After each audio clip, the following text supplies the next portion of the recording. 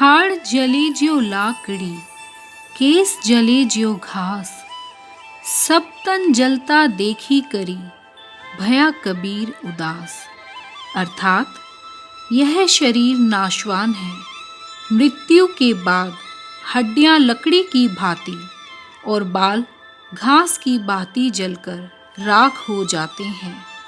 शरीर को संपूर्ण जलता हुआ देखकर कबीर का मन उदास हो गया और सांसारिक विषयों एवं शरीर से विरक्ति हो गई है। हाड़ बड़ा हरि भजन कर, द्रव्य बड़ा कछु दे, अकल बड़ी उपकार कर, जीवन का फल ए। अर्थात ईश्वर का भजन करने में ही शरीर का बड़प्पन है। धन की महत्ता कुछ दान में ही है। इसी प्रकार बुद्धि का महत्व उपकार करने में ही है। यह जीवन का वास्तविक फल है।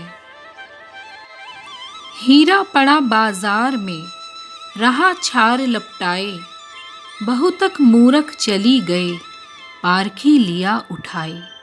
अर्थात प्रभु भक्ति रूपी हीरा बाजार में राख में लिपटा हुआ पड़ा है।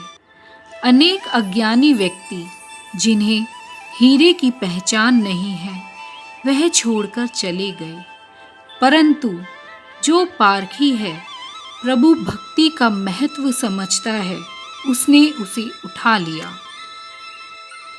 साईं इतना दीजिए जामे कुटुंब समाए, मैं भी भूखा ना रहूं, साधु ना भूखा जाए। अर्थात हे प्रभु, मुझे इतना दो जिसमें मेरे परिवार का पालन हो सके, मैं भी भूखा ना रहूं और मेरे द्वार पर आने वाले अतिथि भी भूखे ना जाए।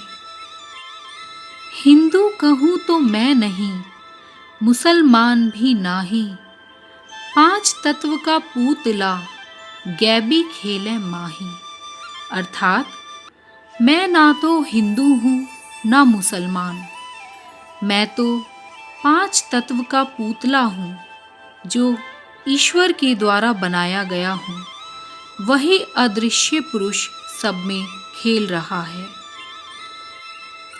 साहिब तेरी साहिबी, सब घट रही समाए, ज्यों मेहंदी के पात में लाली लखी न जाए। अर्थात हे प्रभु, आपकी सामर्थ्य प्रत्येक हृदय में बसी हुई है, वैसे ही जैसे मेहंदी के पत्तों में लालिमा छिपी रहती है, पर तेरी दया के बिना और पुरुषार्थ किए बिना वह किसी को प्राप्त नहीं होती। पोथी पड़ी पड़ी जगमुआ, पंडित हुआ न कोय, एके अक्षर प्रेम का, पढ़े सुपंडित होए। अर्थात पोथी पढ़ पढ़कर सारा जग मर गया, पर कोई पंडित नहीं हुआ।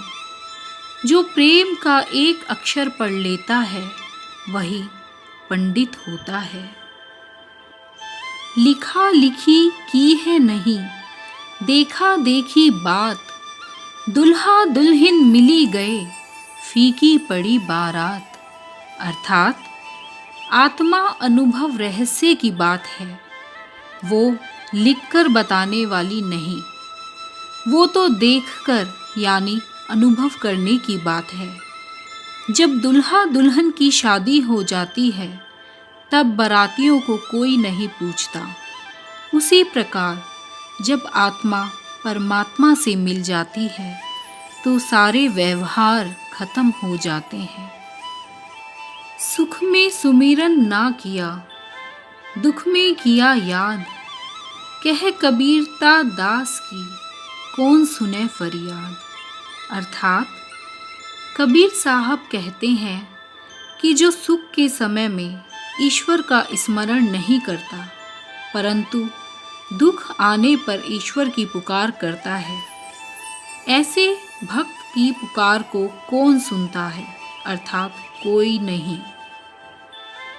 सो साई तन में बसे, भ्रमियो न जाने तास, कस्तूरी की मृग ज्यों फिरी फिरी सूंघे घास। अर्थात परमात्मा तो शरीर में ही निवास करते हैं, परंतु जीव भ्रमवश उन्हें जान नहीं पाता। जैसे कस्तूरी मृग की नाभि में ही रहती है, परंतु अज्ञानवश वह उसे घास में ढूंढता फिरता है। हंसी हंसी कंत न पाइए, जिन्हीं पाया तिनि रोई। जो हंसे ही हरि मिले, तऊ नहीं दुहागिनी कोई।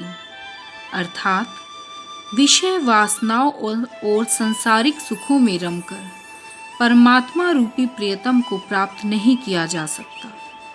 जिसने परमात्मा के वियोग की पीड़ा सहन की है, उसने ही उसे प्राप्त किया है। यदि सांसारिक सुखों में रमने से ही परमात्मा मिल जाते, तो कोई भी जीवात्मा परमात्मा के प्रेम से वंचित नहीं होती। लाली मेरे लाल की, जित देखूं तित लाल। लाली देखन मैं गई, मैं भी हो गई लाल। अर्थात ईश्वर की लालिमा सारे संसार में व्याप्त है। जिधर देखता हूँ उधर ही ईश्वर का प्रकाश दिखाई देता है। भक्त जब ईश्वर की लालिमा को देखने जाता है, तो वह स्वयं भी उस लालिमा में रंग जाता है। अर्थात ईश्वर के प्रकाश से वह प्रकाशित हो जाता है।